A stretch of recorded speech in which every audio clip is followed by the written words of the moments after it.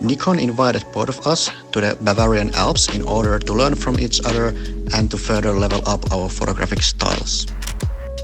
My name is Ossi Saarinen. I'm a 26-year-old wildlife photographer from Finland.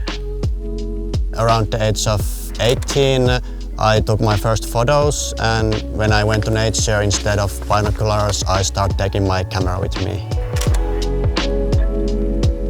My name is Kate Hook, and I'm a photographer from the UK. I think for me, leveling up in photography with Nikon means helping to influence other people and being able to do that in real life, sharing advice, showing them just even like basics in photography is amazing. Photographing is a way for me to capture those interesting moments I experience in nature and share them with other people. The view at the lake itself, it was super beautiful with a lot of fog on the lake. You see the bird there? Mm-hmm. You tried a photo of that? Yeah. For me, especially when I saw some wild birds on the lake with all the nice view, it was a very beautiful moment. Yeah, nice. Look at that. That's a beautiful bird. What's you spotting that? On this trip, I've been using this Nikon Z5. The autofocus works great. The dynamic range is very good. Can get a lot of details out of the photos. Kate? Yeah? Can you go maybe sit down on the rock there? Now here I will use the touchscreen, so I just click on her face and it will focus and take the photo automatically. Nikon allows me to capture these amazing moments I experience in nature. My favourite setting is actually the multi-exposure setting. It's probably my favourite setting of all to play with on all sorts of different cameras, and you can really divulge in the whole reality and really play with your cameras and your images that way. Let's go, let's get weird and take some weird photos. So I take one photo. And then just slightly press the shutter. Yeah. And then you can see the ghost version of it, and you can either flip it upside down or you can do something different. The double exposure thing that Kate showed me, it was also very cool. It was very nice to see how it works. That's and I will be maybe trying that at home. Hey Kate. Yeah? Should we take a selfie with the view? Yeah, sure, absolutely. So you opened the app, SnapBridge? So I can see ourselves on our phone and we can focus. Yeah, cool. Very cool.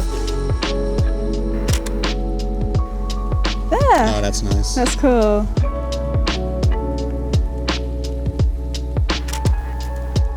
Oh, the snow there reminds me of home. Aww. Perfect. I really love teaching about things I know and care, and it's very cool to see when people actually get a bit better in photographing. Hey guys. Hi. I saw you taking some photos here, and I was wondering if I could maybe help to level up your photography a little and maybe take your portrait. With your camera? Yeah. Ah, sounds good. All right. I have a very wide angle here. I can get the whole view very nicely. That looks great. Thank you. Perfect. Thank you.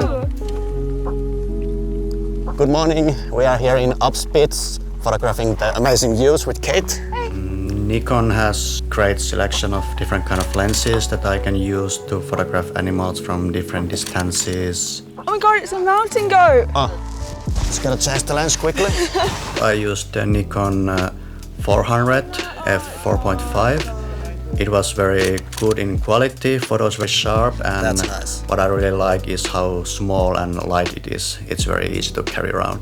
Hey, can you show me how to take some pictures of that eagle? I have no experience in wildlife photography. I can show you. To get good photos of wild animals, you really need to know the animal you are trying to find or photograph. You have to know about its behavior, the automatic focus, in what kind of places it likes to be, and then just aim and shoot. For me, it's an absolute rarity to shoot eagles. They are a creature that I never really get to see very often in my part of the world. In wildlife photography, the settings are very important. Usually use quite big aperture, so the animal stands out from the background. I thought it was really cool. I love learning as much as I can in photography, and I love being taken out of my comfort zone and trying different things, especially in regards to animal and wildlife photography, because that is so far from what I normally do. Hey Ossi, can I take a picture of you with my Nikon Z with one of my vintage filters? The portrait I shot with Ossi, we were standing on top of the castle when we shot that with the filters. It actually helped with the background because it was actually really grey, there was a lot of clouds, and it actually helped enhance the photograph quite a bit because it made Ossi look like he was in a completely other world, which I thought was really cool. That's different. Yeah. Nice, thank you. Awesome. Here it looks super moody. I will try to take some nice photo here. The aperture I will set around, let's do 8, and the clouds are moving a bit and I want them to be a bit sharp, so maybe 200 is a good shutter speed. I will just change the settings a bit. By setting picture controls in your camera, you can give your images different kinds of looks without using any editing software. And yeah, that's nice. That's the shot.